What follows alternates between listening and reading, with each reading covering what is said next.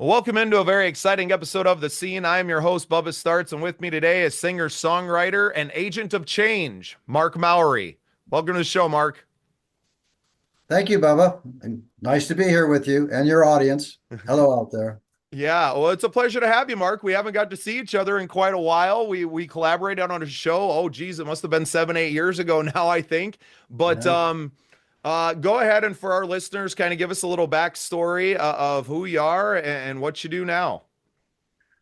Um, well, I guess I was happy to do something with you because of that, prior experience. And then since then, I guess, kind of through the grapevine, I knew you'd become a podcaster along with your music career. And so, anyway, um, what I'm doing now, right now, we're building a new home in Spearfish. So that's taken up a lot of my time. But I'm also, kind of hitting the music projects again. Let me just scan. I'm downstairs in my studio. I don't know how well that's all going to show up. Yeah, it looks lovely. We can see the guitars back there. Yeah.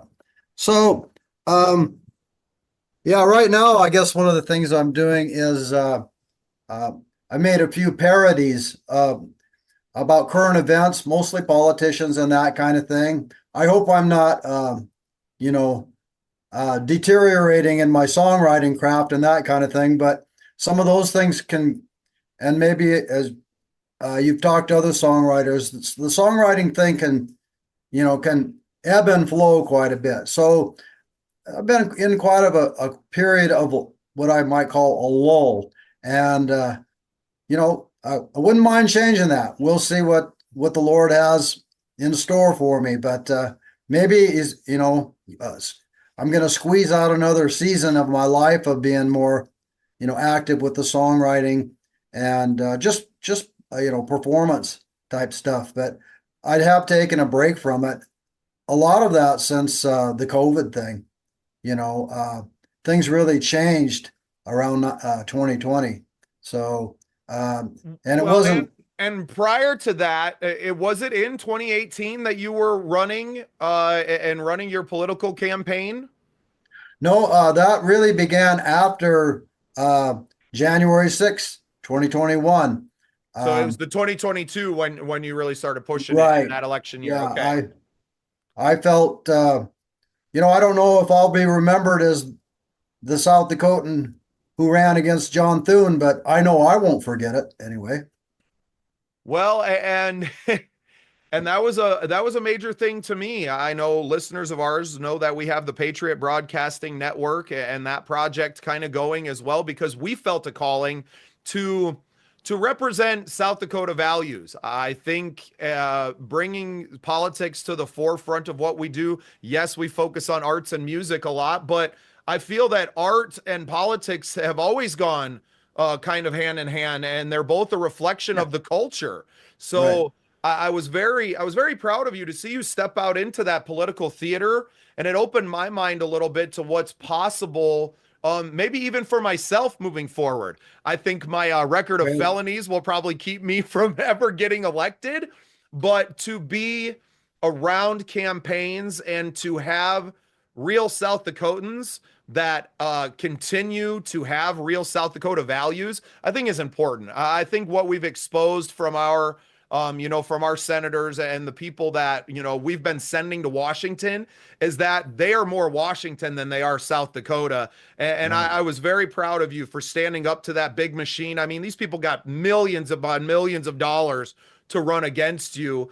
But you stood up there and you chose to put your name in the hat to represent the people of South Dakota, and it's worthy of praise, Mark. It's not an easy thing to step up against a foe like a political rival as powerful as John Thune is. I mean, now the Senate Majority Leader. Yeah. Yeah, well, and I have to say that he's supporting the president now with a new agenda, a new Now, mandate. I don't know how genuine that is. I mean, that would have to mean that he's taken complete a 180-degree turn from where he was at. well, That's I saw a picture of him posed up with Zelensky just 2 years ago, so I mean, come on. It's all a lot of lip service. And Mark, that's what I mean when I say I'm so proud of you that, it's not easy. And even for me to step out into that theater a little bit took Mhm. some, I was very adamant about, the need for having President Trump this year. There was really no one else to run against that machine that was going to make a difference. Now, do I agree with everything that's there? No, but I think we're headed in a much better direction now than we were, and seeing what's been done to kind of undo some of the, some of the things that have been done, right? So, Yeah, I'm glad to hear you say that. You well, know, and now I love that you're kind of bringing your political life and your artist life, that they're kind of coming back together with the music. You've sent me a mhm. few of your parodies. I thought they were great, a great start. And obviously, with building a new house, I hope there's going to be a studio space in that one as well, and that you're going to be recording a lot more of this stuff. So, Yeah, obviously, it's you had the inspiration is yeah. plentiful for more political parody tunes. Mhm. Well, um, and getting back to the music, over the years, and it's been many years, I've produced a lot of music, Bubba. I mean, and I grabbed these right before, thinking, well, if this is going to be a Zoom meeting, I can, show off some of the stuff, the products I've had. But this is the first. How do I do Up a this? little higher. Yeah, up a little higher. Bring it up a little higher. This was my first, maybe you might Look say at that. product for sale. And I made this in India back in, I guess around 1994 or something like that, 95. I came home with about 500 of these. And, you know, Printed over there. Did they produce the cassettes over in India?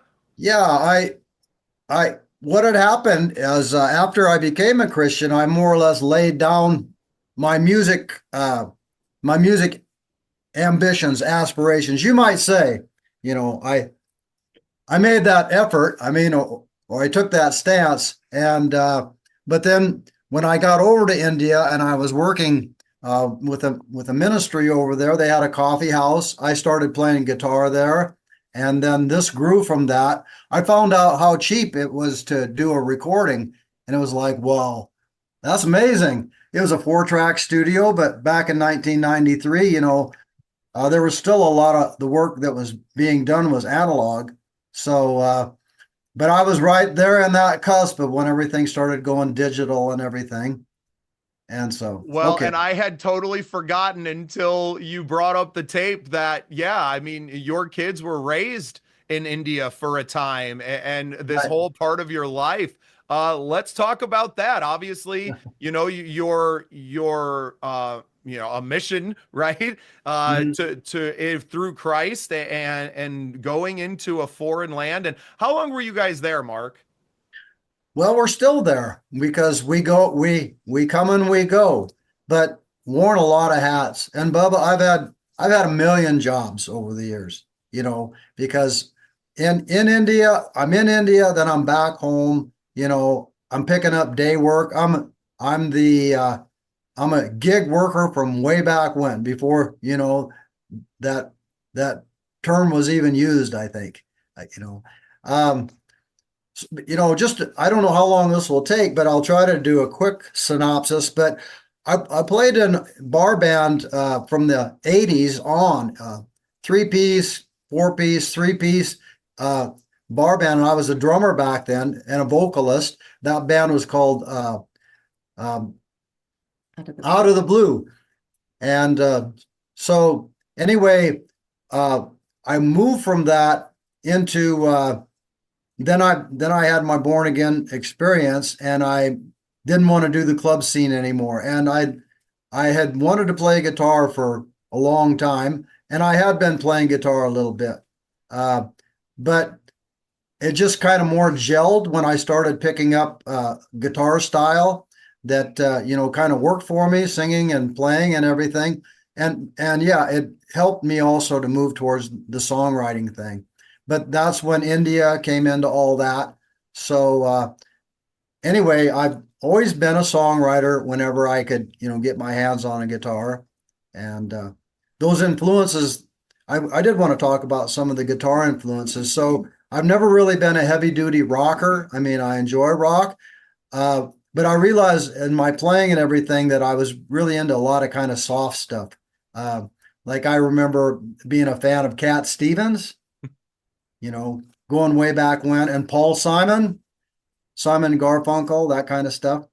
Anyway, but when I got into like country blues, Delta picking, and more like country blues and that kind of stuff. Did I say Mississippi John Hurt?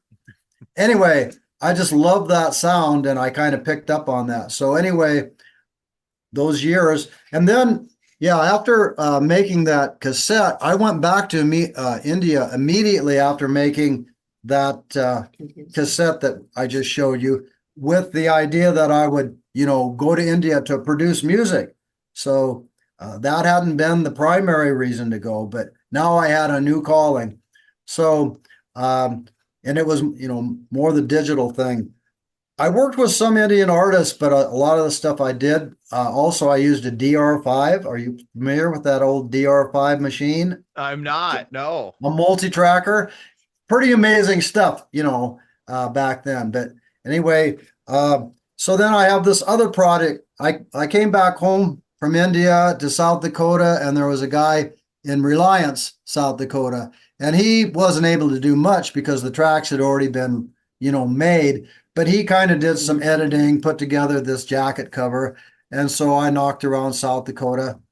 Um, anyway, that's kind of, you know, I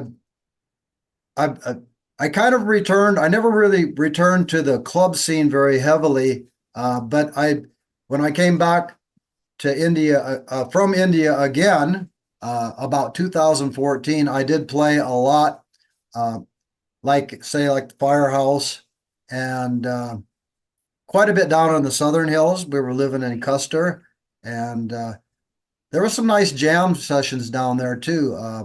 There's a place on the way, Buffalo Gap, on Saturday nights. The community would come to the hall there, and I did some drumming and some guitar playing. A bunch of other cowboys, mostly cowboy music.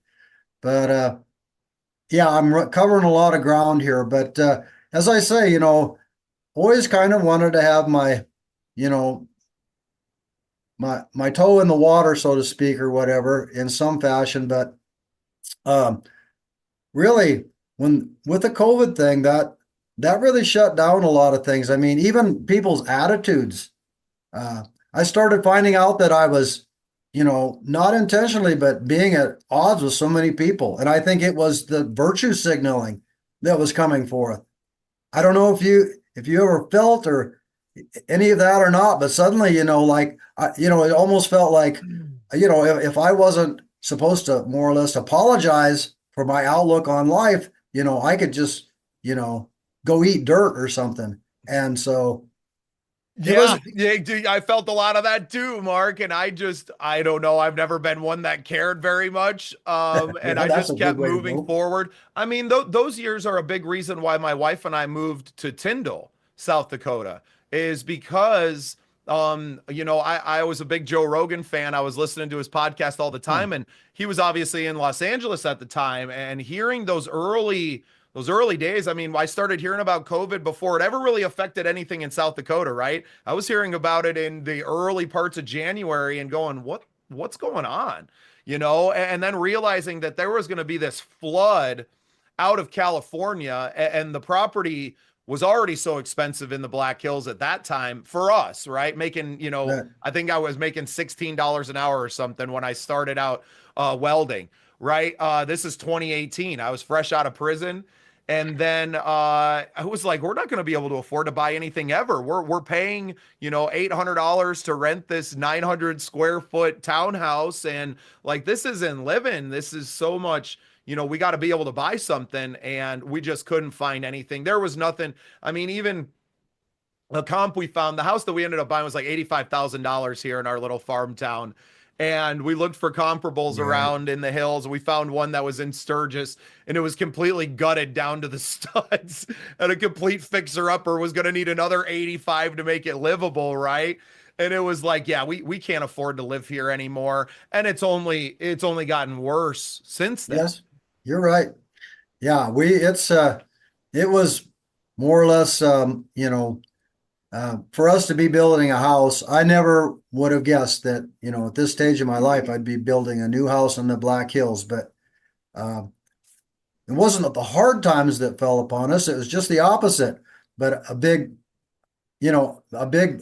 bundle of money that we didn't know how to invest otherwise, but real estate seemed like the safest way to go.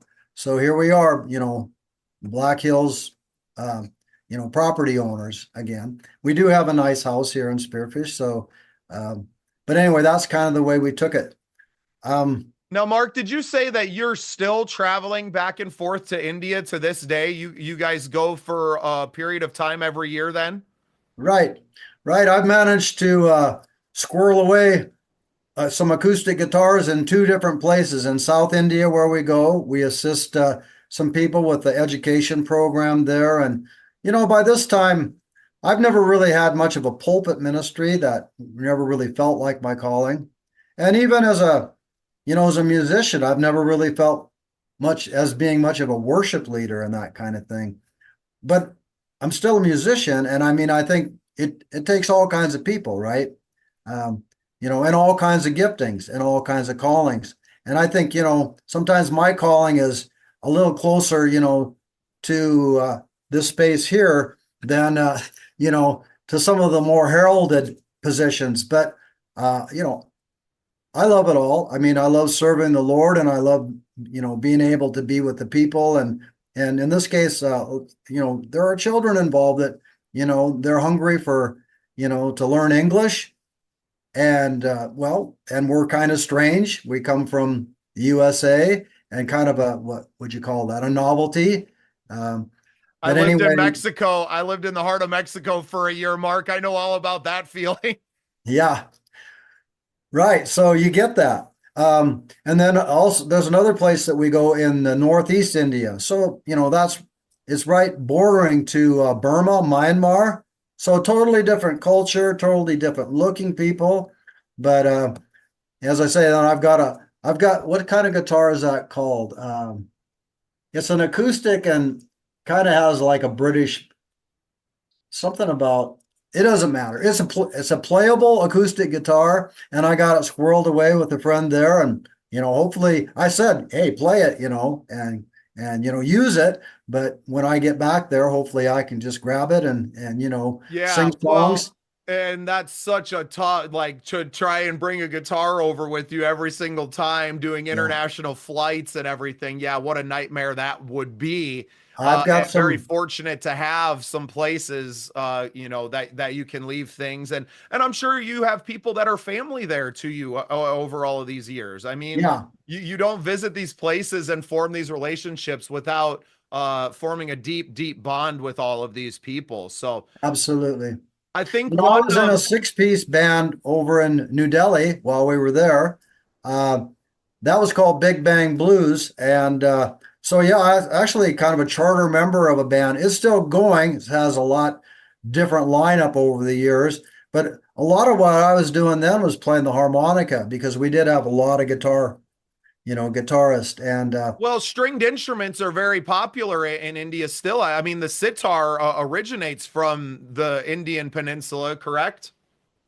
well, there's the sitar. Is that what you were saying? Yeah, well, and I assume Yeah, there's definitely probably a the million sitar. other instruments that I've never seen and don't know the names of as well, but they have a passion for stringed instruments. Oh, So it yes. would make sense that the guitar would be very popular as well. Oh, yeah. Yeah, that's, where you get into and I'm no expert on, Indian music styles. There's a Hindustani classical and a Carnatic. Carnatic is more in the south, but that's when they come up with those microtones or something. So, and not that the neck of a sitar or anything is that much different. I mean, the interval on a fret, I think, is still a half step. Uh, but it's really, it's kind of the origin probably of the slide or the slur that, and, which then comes in the blues and, uh, but that kind of whininess or whatever, those that does, goes way back when, I don't in Indian music. So, but they actually have names for those quarter tones, I guess is what they're called. Um, so, very concise. And when you learn to, like, the singers, the vocalist, rather than say, like, you know, uh, going from C sharp D, there's going to be something in between C sharp D, and they'll have a name, let's just say it's bop, so it's bip bop B or whatever. And, they're listening for a conciseness in those quarter tones. Very challenging. I mean, you find that out Yeah. about, and Well, so playing with Indian musicians, they're kind of nitpicky for me. I'm a little too, loose shoes for that, for what they like. So I stick to my, Americana sound, and but it goes. yeah, well, and that's what, I realized going when I went to Mexico. I mean, I was surviving my family by going out and playing in the Mercado and playing on the square. Well, And they love American music. Obviously, American pop culture has, spread all over the world since, the 50s, right? And absolutely. and it was really interesting to me. I mean, I played Hotel California maybe 3 times a day, right? Because I was Right. out there to make money, and that's the one that no matter when I played it would fill up the guitar case with pesos. Yeah. So I can imagine that because there's not many people playing American music and doing traditional blues stuff or even the folk things as well, that you would find a nice little niche just being yourself and being the American novelty and being able to just survive in that little space. Hmm.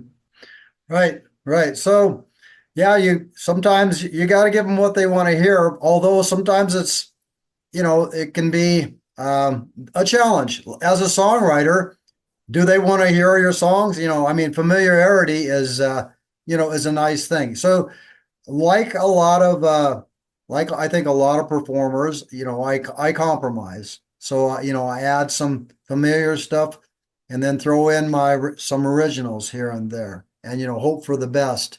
But I don't know if you write songs yourself, do many originals or Yeah, I that's really where my passion has always been, and it was the reason why, the Scene Projects kind of came about was as I released the song last year, it was around this time, and I kind of did the media tour, right? I had a couple of podcasts I had done, I was on the local news, I was getting on the local radio to promote it. And what I realized was, I kind of spoke before. I thought I was quitting my job to be a rock star, right? To be on that side of the microphone, and then quickly realize that actually there's a much larger need on this side of the microphone to talk to all of these people. There's not very many people that are willing to put in the effort, to put in the time, or even that good at interviewing people and relating and having conversations, to be yeah, perfectly honest. I think we can thank COVID in 2020 for that. And the cultural shift that, well, if you don't agree with someone, you just don't talk to them and you call them crazy and yeah, walk away. And I'm trying to kind of break that, right? And the easiest thing to do it is to do it with music, right? I'm talking to people from all different backgrounds, and it's also a reason why I kind of separated maybe a little bit of the political content that I was doing so I could have a little bit deeper conversations over there. I wasn't yeah, locked into, it being having to dodge it, right? Because it was right, something that I wanted to talk about. And now I realize that, with podcasting, that everyone can do that. Everyone can have those conversations that they want. They can create their own. It wasn't that hard for me to do all of this. So we're trying to shorten that learning curve for everyone. To train 1 million podcasters is my big goal now. well, And just keep growing and teaching people how to. It's really about confidence. Anybody can sit on Zoom and talk, right? Like, this is easy. It's having the confidence to do all the stuff behind the scenes and just to be in front of a camera that most people think that they don't have, right? Like they don't have the confidence. They have the ability, they just don't have the confidence. So writing a book and getting more familiar with, speaking engagements and getting just out and just doing this, getting these podcast episodes out there is my way Mhm. of doing it. This is my pulpit, right? This is my church. This is how I'm Right. trying to bring people in. I've said a lot on the podcast lately that this is how God is speaking through us, especially sharing a lot deeper stuff, shows like Get Better Together Project, where we're going into family trauma and we're going into, the things in your life that you don't want to tell anyone and bringing it out to the forefront of our lives. And whether a million people see that or not, it's kind of out of you. Mhm. You've gotten this story out, and whatever has damaged you can get out. It's on tape. And whether we post that or not, I know it's been Mhm. extremely valuable to me. It's been a form of therapy beyond just being in a room with one other person and, kind of having those conversations with someone who's making a buck off you, right? Like, I think the therapy system in this country, especially talk therapy, is nothing more than lip service. It might as well be politics at this point. Hmm. Well, when you were talking about how thought maybe you were going to be a rock star and that kind of thing, and that whole, you know, that's a campaign. And I've been through a few campaigns myself, and so you're wanting things to catch fire, but there are, then duty calls in so many different ways. I mean, you're a family man, and as I am, and was and am. So and you're just um you got to hand it to people, who stick it out and become, success in the music business.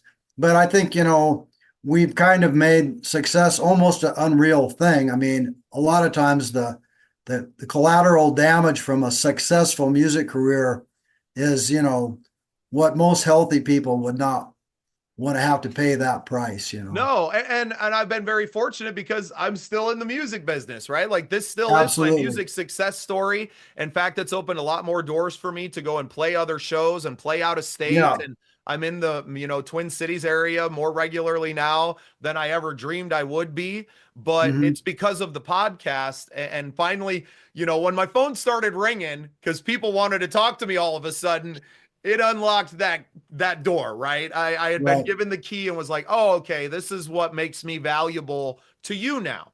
And I'm Yeah. fine with that. I love having conversations, especially with friends like friends like you, Mark, and being able to do this and to share a little time together is truly, truly a blessing for me.